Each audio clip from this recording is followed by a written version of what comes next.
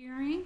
This is July 24th, 2025, and in order to move things forward, I thought we'd go ahead and I'd share some comments today with you. Dr. Williams will be here shortly, so we can get move the agenda forward.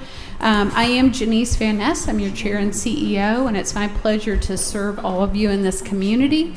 Tonight, we're going to be hearing about rezoning of some property, and during this process I want us to remember that we're all neighbors. We live here in Rockdale County, and for us to all work for the better good in our community. Please know that we are working to have a series of education programs in place, not just for our planning commission but also for our community members, so that we have a full understanding of what it looks like to use our land use map.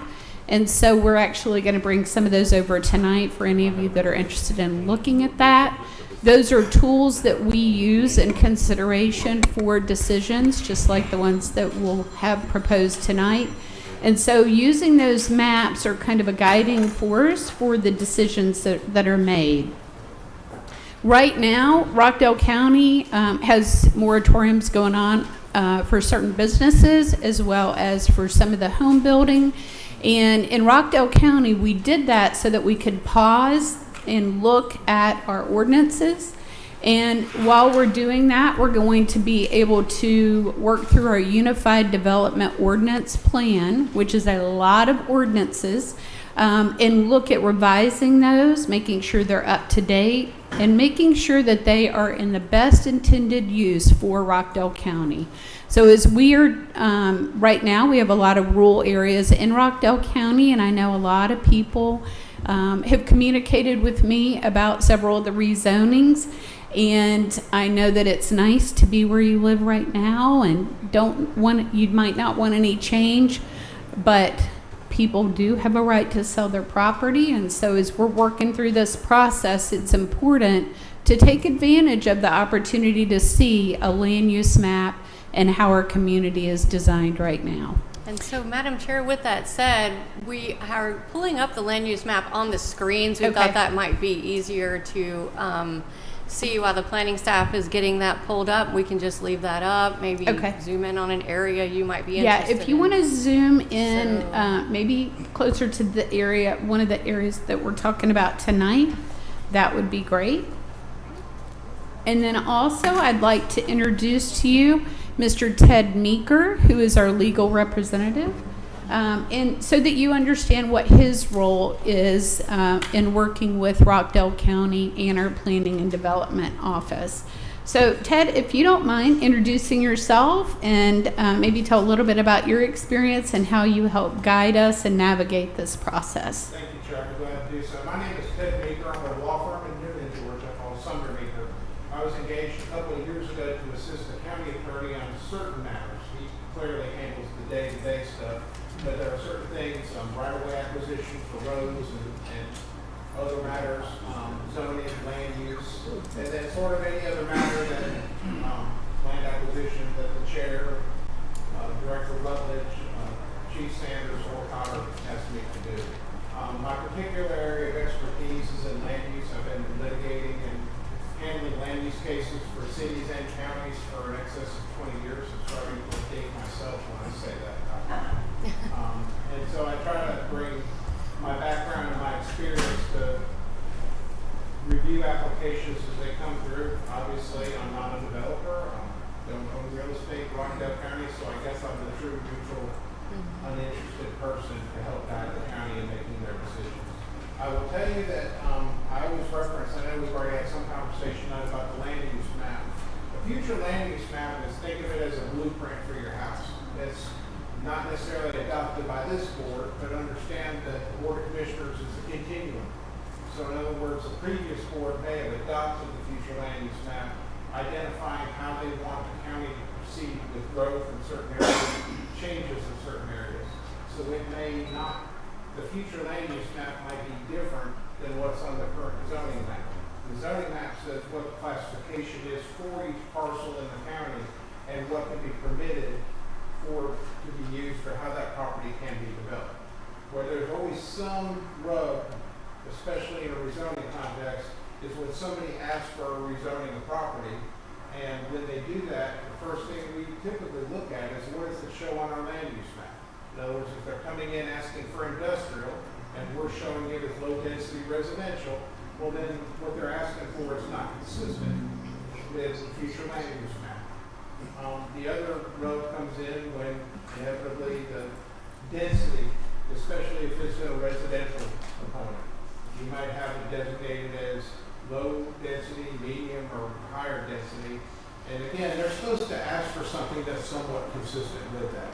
Now, reality is, even with all that planning we do, we inevitably run into problems. I can't tell you how many times you think that this property should be a certain classification, but the reality is based on site conditions. That can be water. In other words, you might have a 10-acre lot that only 2 acres could even possibly be developed. So what do you do with that lot? There are other conditions as probably even more, this happens more in Rockdale than other jurisdictions, rock. You may have various other environmental factors that limit how property, and in that case, just like you all get to use your property for something, every property owner has the right to use it for something. What that something is sort of a balance between the county's police powers and that owner's property rights. Now, I've violated one thing my wife tells me every time I get up and speak, and that is not to sound like a lawyer, so I apologize for that. But I try to at least give you guys some overview of what factors into the county's decision-making process. All right. Thank you very much, Ted. All right. Well, good evening. Well, I apologize. It's Nani Camp Part 2, and the afternoon activity just lasted a little longer than I thought it would.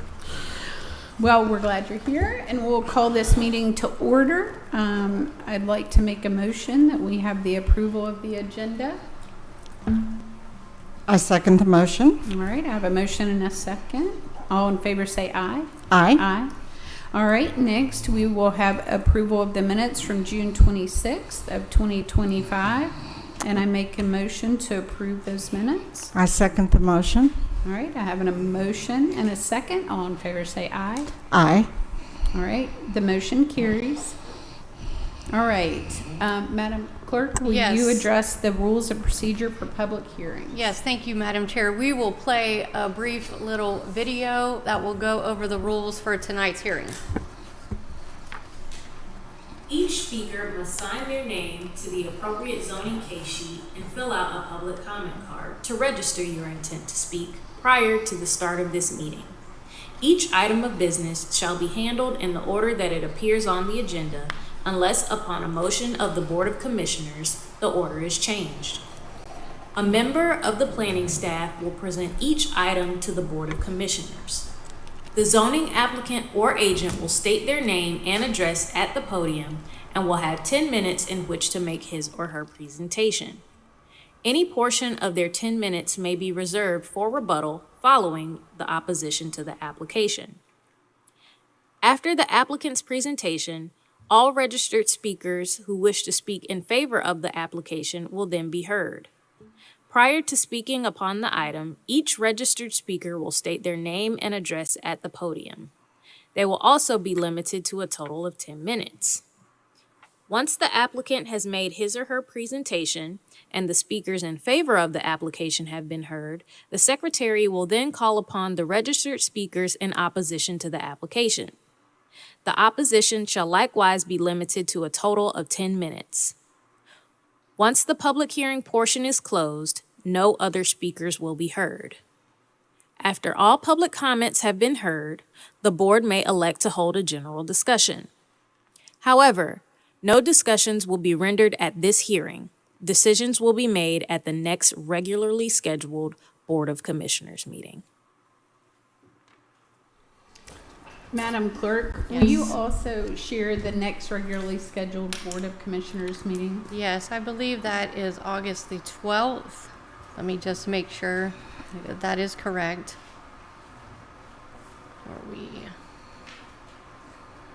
Yes, that will be Tuesday, August the 12th at 10 a.m. Okay. All right. Okay, and so Each speaker must All right, so we are ready for our first item. All right, very good. We have no unfinished business, so we'll move to new business. Item 1 is rezoning 2025-06.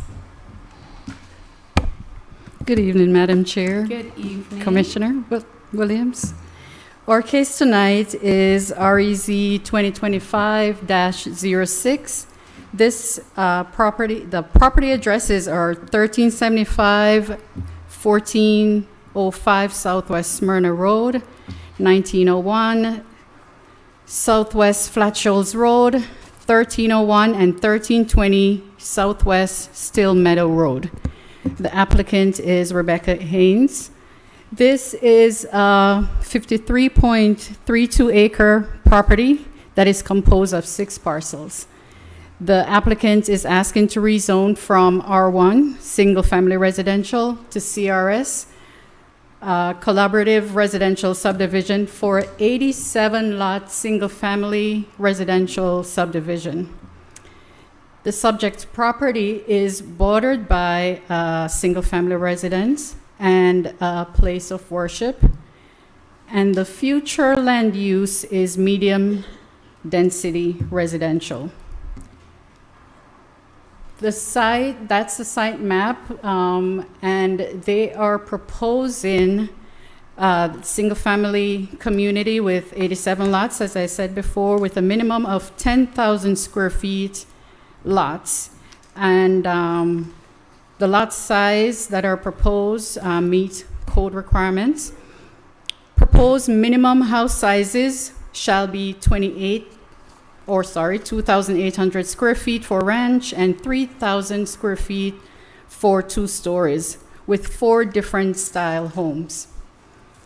The density that is proposed is 1.63 units per acre.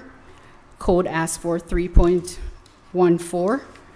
There will be sidewalks on both sides of internal streets. All sidewalks shall be 5 feet wide and 2 feet from back of curb. A 50-foot wide transitional buffer is proposed around the entire community. And code only requires 20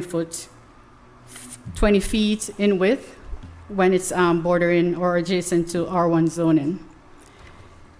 They are also proposing 21 total guest parking spaces, with 3 of these being ADA parking spaces, along with 4 park benches along the nature trails. There will also be seats in the pavilion. They will also be providing 46 side or courtyard entry garages, and there is only one access to the community, and that will be on Smyrna Road. 21.4 acres of open space. Code only requires 16 acres, so they're above code right there. And they will be providing recreation areas, which will include a community garden, dog parks, play field, pickleball courts, nature trail, and a trail that leads to the school from the subdivision. Also, there will be connector paths. However, those will be decided during the preliminary plat stage. Okay. We have received all our internal and external reviews. Fire department had no opposition.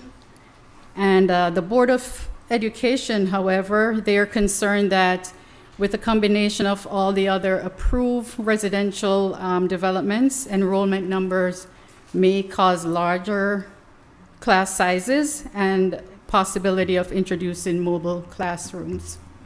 Stormwater, they will take care of their part during the land development stage, but they also want the applicant to know that tree protection must be adhered to as it relates to stormwater management department for any land disturbance permit. Transportation, their recommendation is, or they are about street light layout, must be submitted prior to the issuance of building permits. Additionally, the developer is responsible for all costs associated with installation and maintenance of street lighting system, in coordination with the utility service provider. Water and sewer, there is water and sewer available at the project site, and the developer or representative will need to perform a downstream analysis and to determine the capacity of the existing water system to accept the proposed flow. And this downstream analysis, the developer will be responsible for any sewer system improvements identified in the analysis. So with that, and based on all of our evaluation and speaking with the representatives or the applicants, staff has recommended approval with 17 conditions. However, the Planning Commission Board had recommended denial for this case. I have the 17 conditions here, Madam Chair, if you'd like me to read them into record, or? I would, and I just want to take a moment to note that you're Denise Tugman. I'm Denise Tugman. Yes, and tell them your position with the county. Well, currently I'm the planning manager. Sooner, in a little while, I'll be the project manager. Great. Yes, ma'am. Okay, thank you. You're welcome. So let me say that one of the things that we're doing right now is, as we're working on our unified development ordinances, that we are working to add more of these type of things that you'll hear in the conditions to our ordinances, so that when things are approved, that they'll be embedded into the code. Yes, ma'am. All right. So we won't please have as proceed. many conditions. That's right. Yes. Thank you. So the recommendations are, number one, the site shall be developed in compliance with the Collaborative Residential Subdivision Zoning, CRS, if adopted. Number two, the site shall be restricted not to exceed 87 lots. 3, should the rezoning application be approved, the applicant shall submit a preliminary plat application to the Department of Planning and Development. 4, minimum house sizes shall be 2,800 square feet for ranch and 3,000 square feet for 2 stories with 4 different style houses. 5, a mandatory homeowners association shall be established and shall be responsible for the maintenance of all common areas and facilities. 6, the homeowners association covenant shall include a rental restriction of 5% of all single-family residential dwelling units. However, if a homeowner decides he or she wants to rent their home, the HOA via the covenants must approve. 7, any recommendations made in the traffic impact study shall be reflected in the submittal for land disturbance permit. 8, all single-family residential dwelling units must have 2-car garages with a percentage of side courtyard entries. 9, provide a 5-foot wide sidewalk along at least one side of the proposed internal streets and along the front lines of all CRS zone lots. Sidewalks shall be separated from street curbs by a tree lawn not less than 5 feet wide, planted with shade trees in accordance with the Rockdale County plant palette. 10, all front and side yards shall be sodded, and all other areas shall be grassed, including detention pond areas. Flower beds should be planted in front of houses. 11, all utilities shall be placed on the ground. 12, natural vegetation shall remain on the property until the issuance of development permit. 13, all sides of proposed buildings shall consist of brick, stone, cement siding, or stucco from ground to eaves, with brick, stone, cedar shake, real stucco, painted wood siding, or cement siding to be used as accents. Metal siding, vinyl siding, metal canopies, and exposed standard concrete blocks are prohibited. Soffits may be constructed with vinyl. With what? Vinyl. Okay, sorry. 14, street lights are to be provided along one side of every street, a minimum of 17 feet high and a maximum of 20 feet if overhanging into the street, and placed no more than 160 feet apart. 15, stormwater detention ponds shall be screened from view from adjoining residential properties. Screening plans shall be subject to review and approval by the Director of Planning and Development. 16, any structures in the amenity areas shall be constructed using exterior building materials that complement the adjacent residential structures. The amenity area may be in a single area or multiple areas. Amenities shall be accessible by 5-foot wide concrete sidewalk. And 17, no on-street parking. Those are the recommended conditions. So that's it for the presentation. I'm here, and other staff members from the planning team are here to answer any questions you may have.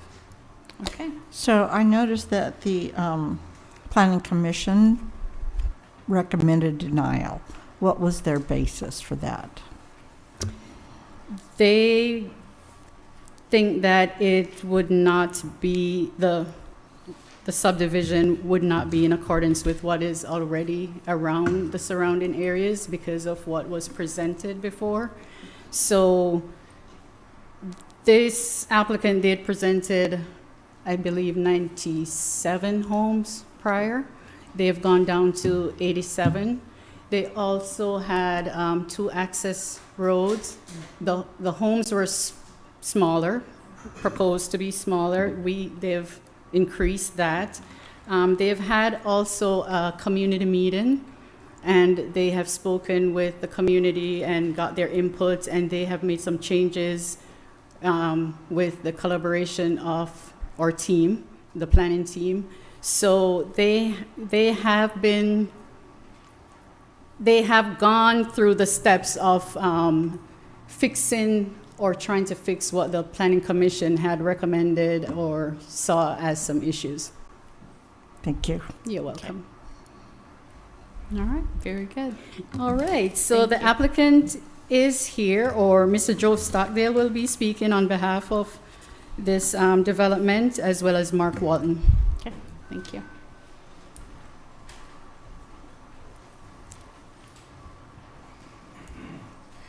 Good evening, Madam Chairman, Chairwoman, sorry, and Commissioner.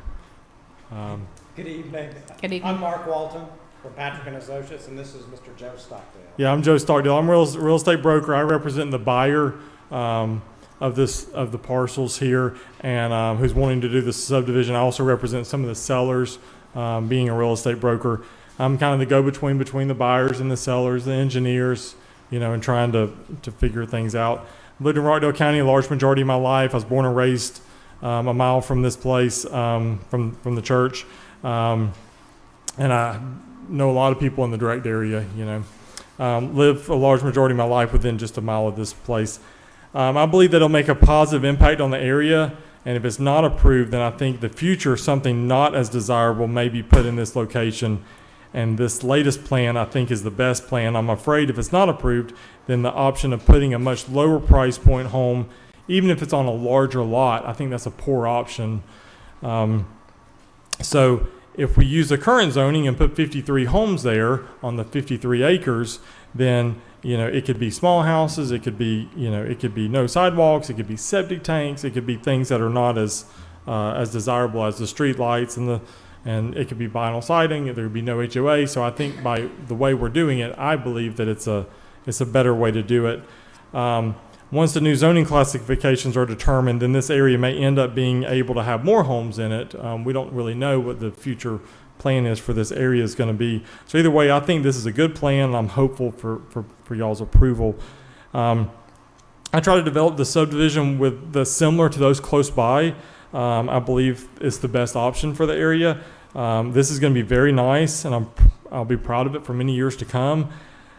We can look back and see Shoal Creek, Holly Hill, Lionsgate, and how nice subdivisions they are. And I want to model this one after those, and not after some of the other neighborhoods that we may not be as We have a full room of those in support, but we didn't want to have 1 million speakers. So I would like to ask if, not to speak or anything, but if those in support would just stand so that y'all could see who is in support. So if anybody, whoever's here in support, would you please just stand?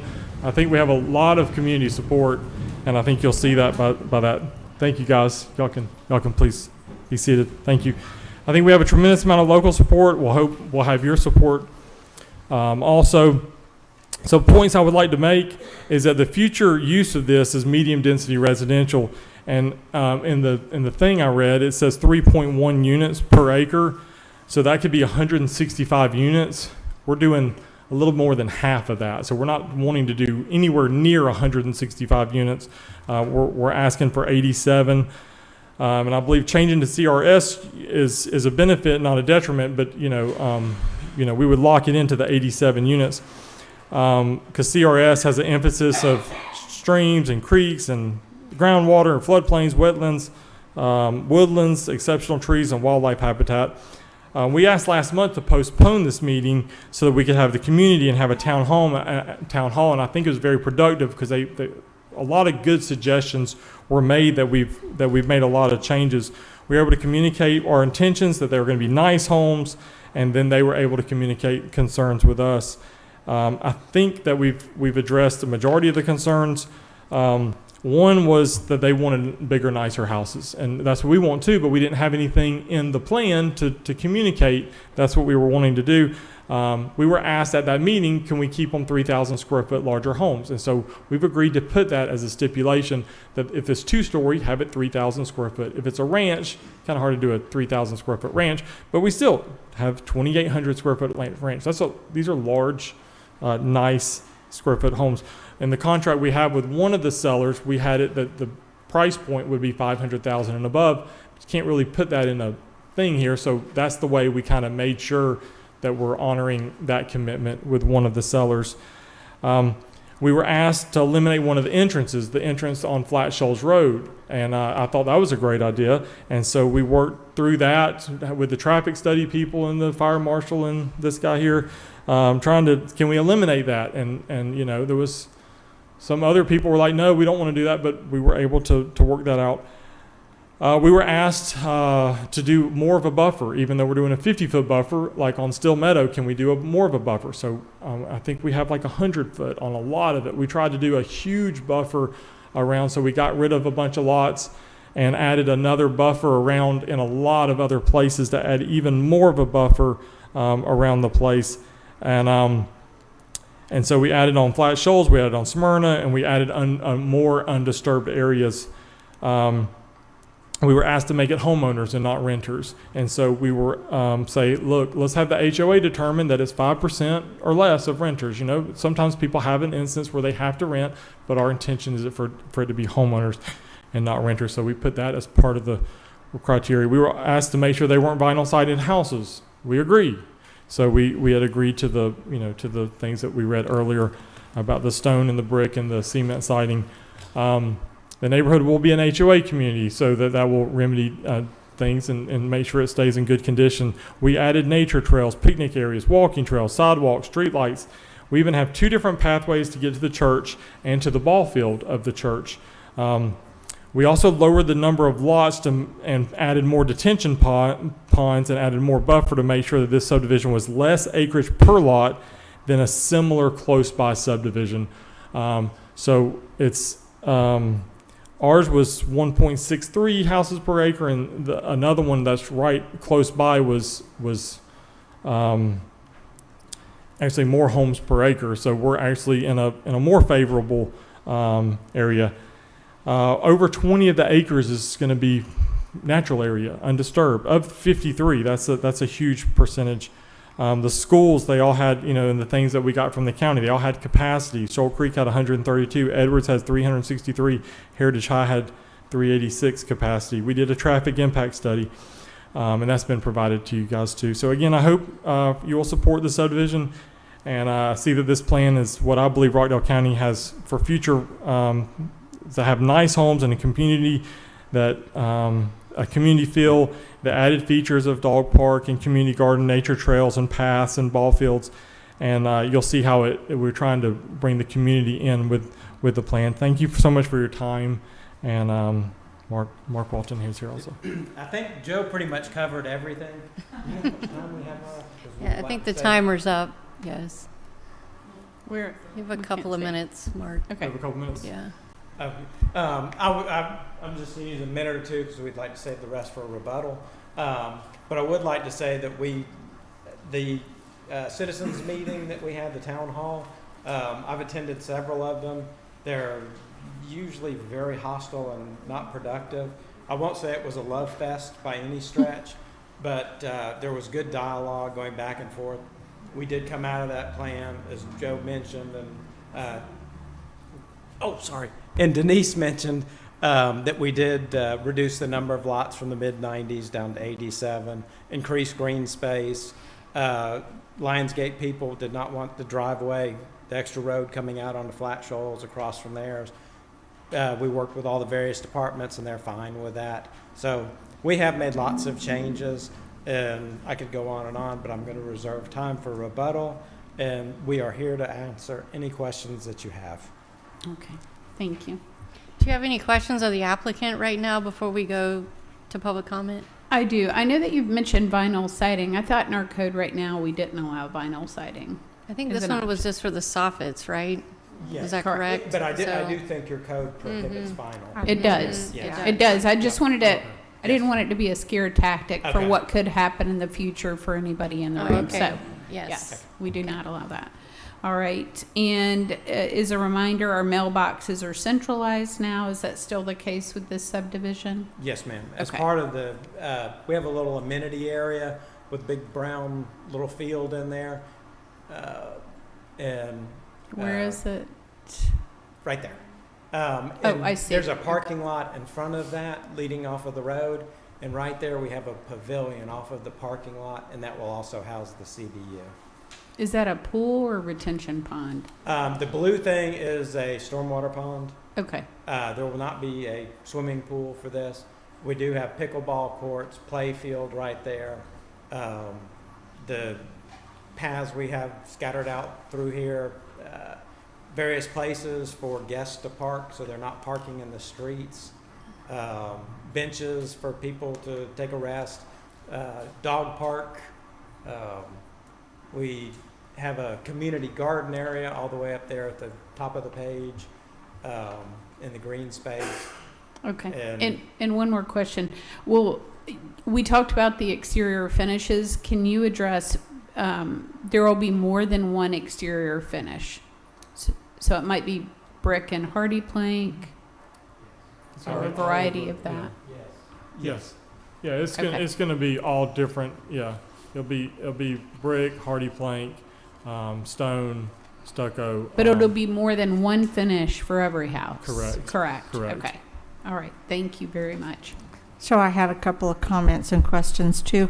It said with 4 different styles. Now, are you talking floor plans or exterior at least 4 styles? styles, at least 4 different types of home style, different plans. For the floor, Yes, ma'am. I think that the floor plan, there would be a minimum of 4 different floor plans, but the facades would also have options. They have different porch arrangements and roof arrangements and dormers, and so they have committed to a minimum of 4 different floor plans, but each of those floor plans would have various options for architectural. yeah, features. I would really like to see that increased Okay. to 8, maybe 8 floor plans and exterior design, so that there's more variety. Hey, I'm Ross Mundy. I'm involved with the design. We would be fine with that. You definitely will have 8 elevations. So just because there's 4 floor plans, each floor plan will have multiple elevations. And we're not saying there's only 4. We're saying that's a minimum. I don't know why that was in there. Are you good with 8? We're good with 8. Okay, If it and then pleases the board, 8. and then the setbacks, if the setbacks are varied, so it's not just a row of houses. And we have done that on other subdivisions, and that, I think, would not be an objectionable condition to have a 5-foot variance stagger, a 5-foot stagger. The good thing about the courtyards is that'll stagger the houses naturally. And Okay. we have 46 of the 87 going to be side entry or courtyard. And so What is most- what is a courtyard entry? it just means the garage sticks out in front of the house and you pull in front of the front door into the Oh, you- garage. in You aim front. for the house and then turn So, into the so garage. it'll you It's an either go inverted this side way or entry. you Yeah. go that way. Yes, ma'am. Okay, I got it. Okay, and then I have talked about this a number of times, avoiding cookie cutter landscaping. It sounds like you've got the design of the houses, but we don't want the same tree planted in the same spot in every yard. We want it to look more natural. And I think that can be something that's that can be a condition, gladly. I think it's something that I think that the county planning and stormwater department will be enforcing. Within the current UDO, there is a limitation that you have to have a certain number of genus of trees, and you can have no more than 30 or 40, 20, some percentage of a particular genus. Only 25% oaks and 25% poplars. So it forces you to have some variety. Okay. All right, thank you. Thank you. Okay, was there anyone signed up to speak in support of besides Yes. the applicant? Okay. We have, is this Catherine Small or Kathy? You're Okay. good? Okay, so that was. So the rest of the people signed up to speak are in opposition of, okay, so we'll go to opposition now. Okay, thank you. All right, first we'll have Lindsay Sterling.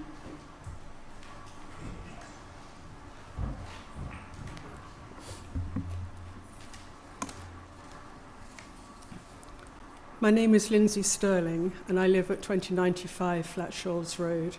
We also own the property at 2089, so if you could hold that for a second. Can you zoom in for us? Okay. And you live on the Flat Shoals side? No, we are bordering those woods as they are now up to Flat Shoals. So, Madam Chair and Mrs. Sterling, so for the folks in the audience and listening at home, if you don't speak into the microphone, we can't hear you. All right. If you Thank come down a bit, stop. Okay, do you see where the creek is coming down there? Okay, left of that, there's 5 acres, which reaches Flat Shoals Road. What you can't see is that there's a slope there. There's a very steep slope. Okay. We had a big rainstorm just these last couple of days, and my barn flooded. I have a barn with goats in it. I have fence pasture, a chicken coop, and a vegetable garden all along there. It all flooded. Up until, we've been there for 25 years. We've flooded typically 2 or 3 times a year. This last one was the 8th or 9th one just this year. And that's with having 50 acres of woods to soak up the excess water. These stormwater ponds are not going to make any difference. We're going to get water pouring down. At the bottom of the slope, actually on my neighbour's land, there are springs where there used to be a sawmill. And then there's my own lake, which is about 2/3 of an acre. And it currently supports 4 species of frogs, a great heron, smaller heron, belted kingfisher, dragonflies, butterflies, and 3 species of turtle that I know of. The runoff from that is going to come down over my land, and it's going to poison the pond and my well, which is further down, and the springs. Right now, I come out in the morning with my dogs, and I hear 20 different species of bird. We have red-shouldered hawks who nest there every year. In the evenings, I get to watch the fireflies, and I get to listen to the dusk-singing cicadas, which are so loud you almost have to raise your voice over them. This is the South. This is why we're here. This is why we love Rockdale. You can obviously tell that I'm an immigrant, and I love it here. We have had the enormous privilege of having this land for 25 years. We've tried to be good stewards of it. We don't use pesticides. We use natural fertilizer from the chickens.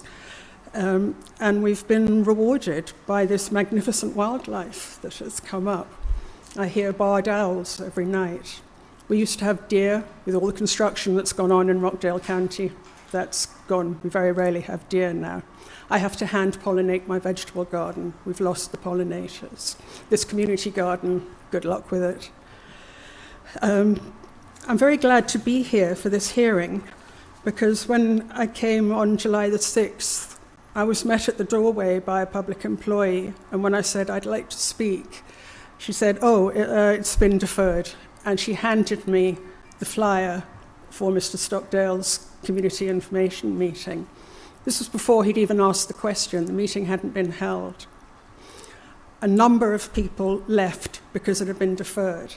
I was actually told by the same employee that the new date would be given at Mr. Stockdale's meeting. I tried to address this with Mr. Stockdale afterwards because I and another lady felt that something like this should be held in a neutral public space, not on the home turf. It was at the Rockdale Baptist Church. And he actually became quite huffy and he said, it's all been set up now, so it's too late to change it. This really worried me. Sorry? Who said that to you? Mr. Stockdale. Oh, and this really worried me because the question hadn't been answered yet. So how did he know that the deferral would be granted? It just seemed like, I see there was no reason perhaps not to grant it, but he knew the outcome before it had been asked. And a number of people are not here tonight, I suspect, because they didn't know about this and they were turned away at the door. Mr. Stockdale asked several of you to stand up. I can't do that. I don't know who else is here. But I can tell you that one of the reasons that the Planning Commission denied it last time was because of the strength of public opposition. And they actually said that in the meeting. You may check the notes for that. And you can still ask that question now.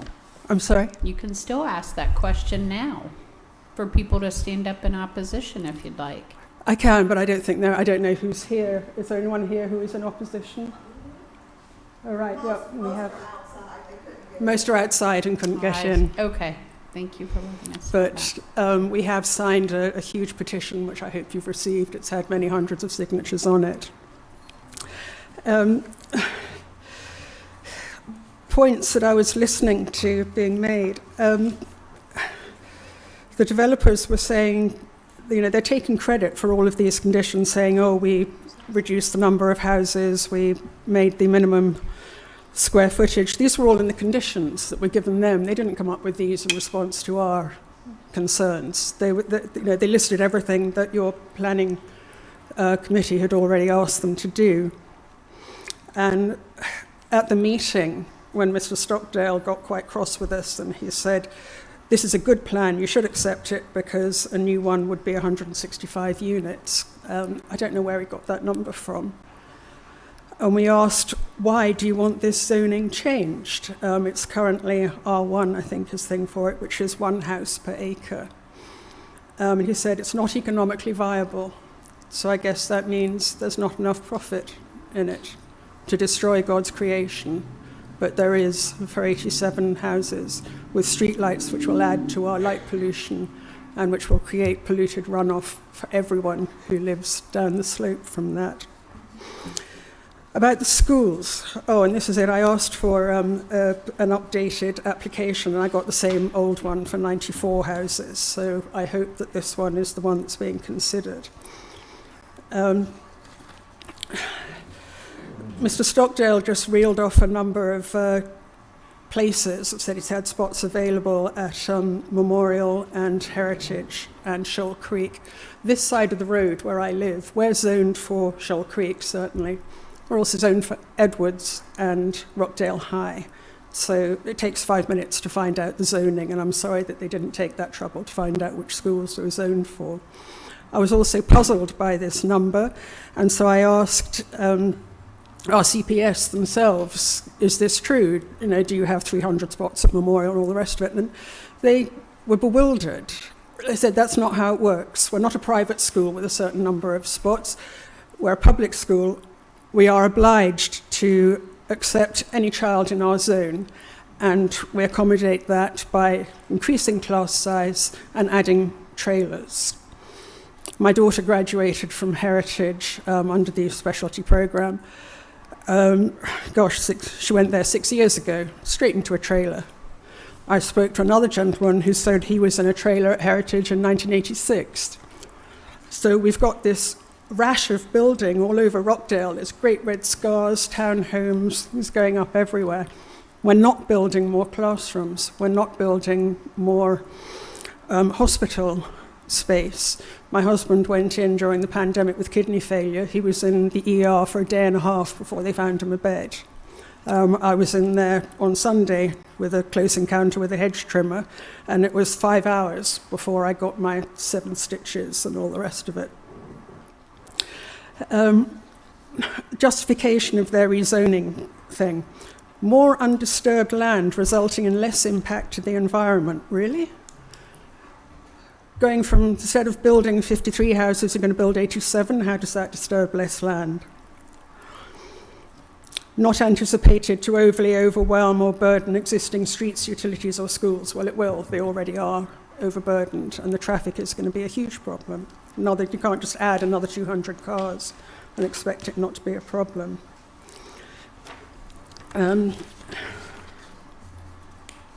Similar zoning has been approved less than a quarter of a mile away. Exactly.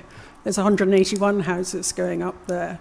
At the first meeting, the church said that they would like to expand their congregation and spread the gospel. Well, of course they do. All the churches in Rockdale would like to do that. Do we allow all the churches in Rockdale to chop down all the woods near them and build villages for their own congregation? I don't think that's a good idea. And why not spread the gospel in the existing communities or the communities that are being built? I also understand that the church is building a sister church in Social Circle, and the land opposite the church where the original structure and the baptismal spring are has already been sold.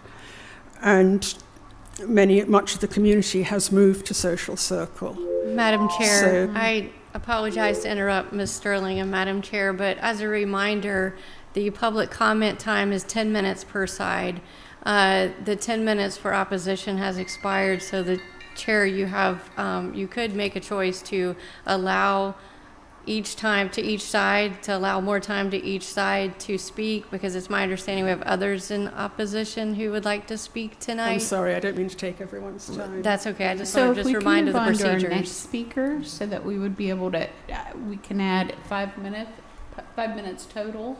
So we'd add 5 minutes to each side, so the remaining speakers would have a 5-minute balance on That each we'll side. move to now. Okay, may I make one final remark? It'll be very quick. We do have a grant from the Atlanta Regional Commission to undertake a housing assessment and future development needs. Correct. Please, you have the future of Rockdale in your hands. I don't know where Commissioner Smith is. But you can make us, we're a poverty area right now. We don't want to be like a suburban slum. Let's do the assessment first before we decide what to build. Just pause everything. And I volunteered to be on that steering committee, and I hope very much my application will be accepted. Thank you. Thank you. All right. The next in opposition will be Brenda Lavelle.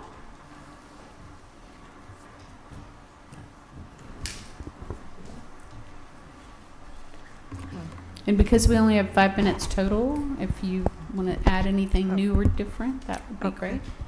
My name is Brenda Lavelle. I live at 1395 Smyrna Road. Excuse me. My parents bought this home in 1989, and I have lived there since 2011. I was unable to attend the June 12th commission meeting, but my statement opposing this rezoning was read by a friend and emailed to the board. But I did attend the July 10th community meeting at Rockdale Baptist, and that's when I saw the new proposal of the zoning site. Excuse me. This new drawing shows only Smyrna Road as an entrance and exit to this subdivision and totally omits any access on Flat Shoals Road. This change directly affects me because my house is in front of the triangle where Smyrna Road and Ebenezer Road split. I have to maneuver around that triangle every time I leave my house and every time I return. And this change definitely impacts my travel and any traffic that's going to be coming and going from this site of the 87 homes. And I've looked over the Rockdale County Planning Staff Report, and I did not know there was a different case summary from the one I had been things have been updated since that July 10th meeting. So I've gone a lot of my comments are in that. Excuse me. But I respectfully disagree with the impact study for this zoning proposal, that it would have minimal impact on the nearby properties when my driveway is right next door to this new entrance and exit. They recommend in parts of this, the evaluation page, they recommend a right turn lane for entering traffic and recommend improvements to mitigate any impacts. Not having a clear description of what these recommendations would be, I feel that this traffic study shows more concern for the new development than how I safely access my driveway right next door. And I oppose this rezoning for some of the same reasons I mentioned on June the 12th and July the 10th. The increasing traffic issues that adversely affect my property and my property values, and worsening erosion and drainage issues, as well as the blasting issues from the adjoining property. I already have drainage issues, and I'm concerned about this even getting worse. Also, I've voiced some concern about the pickleball courts. And I know that sounds petty right now, but even when the church would have their baseball games, when they had them in the, it's a far back area of their You have parking 10 lot. seconds. Okay. 10 seconds. I could still hear the baseball games, and I know I'll probably hear the pickleball courts.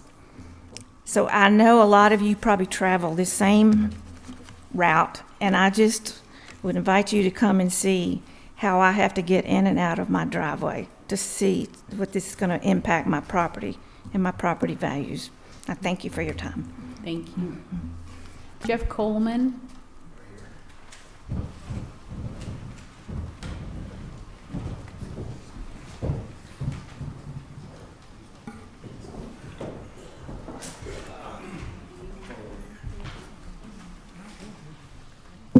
Good evening, ladies. Good evening. How are you? Good. So I'm the HOA president for Lionsgate East, and I have been in that subdivision for about 18 years. And I've sent you my concerns, and I'm not going to go over all of them. But we have to take a look at more than just what's going on within that proposed subdivision. As a resident of that area, we need to look at the total picture. I need to, as the HOA president, I'm responsible for the residents that live in my subdivision. And we are concerned about the quality of life in that area, not just what's going to happen within that subdivision that is proposed across the street. I understand that they have made some changes. It was a productive meeting. We appreciate the meeting. We appreciate some of the changes that they have made, but we have to look at the total picture. And you have to go above and beyond and look at the school system. You have to look at the hospitals. You have to look at the traffic. We saw on the recommendations that there is going to be an issue with schools. I don't know if that was a recommendation or an issue last time, but the schools are going to be an issue. The traffic between 6 a.m. and 9 a.m. every morning when folks are leaving out of those subdivisions and out of their neighborhoods to come to get onto I-20 to go to work. Madam Chair, that's time. Oh, that's my The time? time's expired, yes. Oh. Yeah.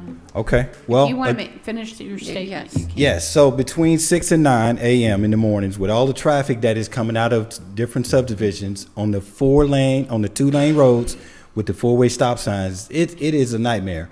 Coming here tonight with the four-way stop sign, I almost, again, As I'm turning to get onto Smyrna Road, the car did not stop at the stop sign and almost hit me. This is probably the third time that's happened to me. I was in an accident at a four-way stop sign over by my house because, again, nobody wants to stop at the stop signs when they're getting off work. Everybody's in a hurry to get home, cook dinner, take care of kids, or whatever they got to do. And nobody wants to stop at those stop signs. So we have to look at all those proposed subdivisions that are coming up and all the traffic that is going to propose. And we got to look at the school systems and the hospital. We only have one hospital. And with that huge project that has taken place over by Targets with all those houses and those apartments, that's a lot of people over that way. We have one hospital. Okay, with that, again, Lionsgate East, we oppose the project as it is right now. We oppose the project. Thank you. Okay. Thank you. And Madam Chair, the applicant has a balance of time. Did you want to speak to rebuttal?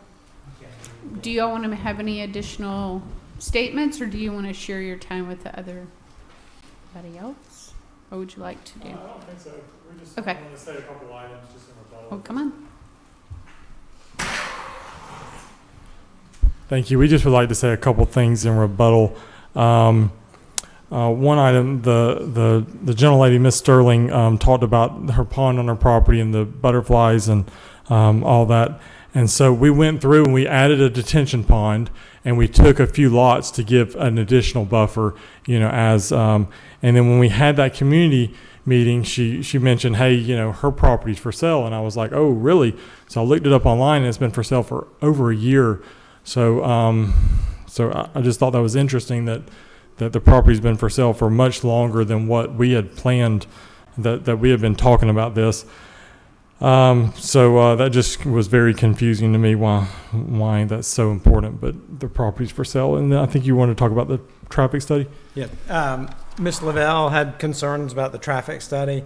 Hopefully it's in your package, but a traffic study has been done by a traffic engineer, which is I am not, and they have made recommendations. It has gone to RDOT, and I think they have preliminarily reviewed them and agreed with the findings. Can you talk about when that traffic study was done originally? I think you had an entrance and exit on Flat Shoals Road. Yes. And I know that was of great concern because of the line of sight.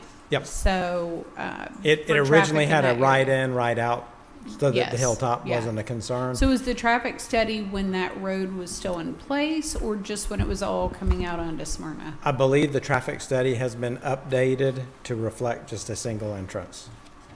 Okay. I know if it hasn't been given to the staff, it will be, but after our community meeting, the traffic engineer was called and asked to reevaluate it. Okay. Because I can't. I'll look at this, but I can add a little color to that. So I had a conversation with the traffic engineer, and he studied the one entrance over the phone because time was not on our side. right. And he had no concerns with deleting that other entrance just because of the right out only for that second entrance on Flat Shoals. And peak hour was 1 car a minute pulling in that neighborhood from 2 directions. That's like 5 o'clock in the afternoon or 6 You're o'clock in talking the about afternoon. Flat Shoals. I'm though. talking But about that- Smyrna. that's When not they gonna- deleted Oh, Flat Smyrna. Shoals, Oh, okay. peak was only 1 car a minute, worst case. But I can have that updated report to your office. Yeah, if we could get Okay. that, Yep. that would be beneficial. Thank you. And the concerns about the four-way stop, with people running through it, that's not a developmental issue. That may be a law enforcement issue or a Department of Driver Services. We do feel for that. I believe that it was mentioned in there that the school numbers were not right. These are the school numbers that are in the packet that staff reaches out to the school board. They do have a capacity. They were provided that Shoal Creek Elementary has a capacity of 760 students. The current enrollment is 628. Edwards Middle School has a capacity of 1,242 students. It's at 879. That's 350 or so extra spaces. Heritage High School has a capacity of 1,650 students. It's currently at 1,264. So these aren't numbers that we hocus pocused. Okay. All right, very good. And so on the conclusion page, just for you to know, this study does list both entrances. Okay. All right, so that would be helpful. Okay. All right. Thank you very much. Do you have any else? We appreciate your time and consideration. Thank you. All right. Thank you. And Madam that was Clerk? the only item unless planning staff had anything else. Okay. Was it? To who?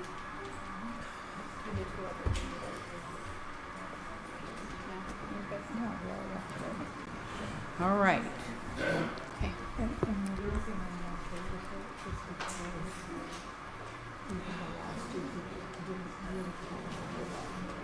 Okay. All right. At this time, we do not have any additional reports. Both sides have had equal time for their comments. And so this next meeting is for the Board of Commissioners zoning public hearing will be on August 28th. That will be at 6 p.m. here at the Assembly Hall. However, let me just remind people that the vote for this issue will be Tuesday, August 12th at 10 a.m. At 10 a.m. So that's when the public is welcome to write letters, give feedback, and additional things like that. I will be here after the meeting if anybody wants to share any additional information with me to help you. So thank you very much for your time tonight. At this time, if there's no other business, we'll adjourn the meeting.